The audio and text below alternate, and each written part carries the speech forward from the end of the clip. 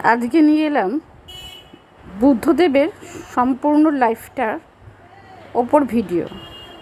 বুদ্ধদেব জন্মগ্রহণ করেছিলেন নেপালের কপিলাবস্তুতে। ইনি বুদ্ধদেবের মা মায়াদেবী। এই ছোট্ট বুদ্ধদেব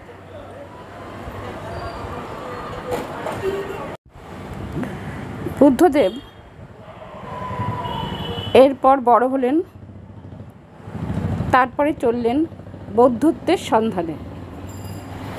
সঙ্গে নিয়েছিলেন তার ঘোড়া কণ্টককে আর সারথি ছন্দককে। তিনি চলে গেলেন বৌদ্ধত্বের সন্ধানে, আর ছন্দক চলে গেল রাজধানীতে। কিন্তু কণ্টক তার ঘোড়া সে কিন্তু ওখানেই বসে পড়ল, আর সে কোনোদিন ওঠেনি। ওখানে সে প্রাণ ত্যাগ করেছিল। বুদ্ধদেব বৌদ্ধত্ব লাভ করলেন, আমরা পেলাম বৌদ্ধ ধর্ম।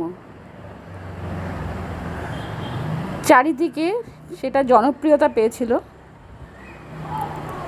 আমাদের গৃহস্থের পক্ষে সেটা মেনে চলা খুবই সুবিধাজনক।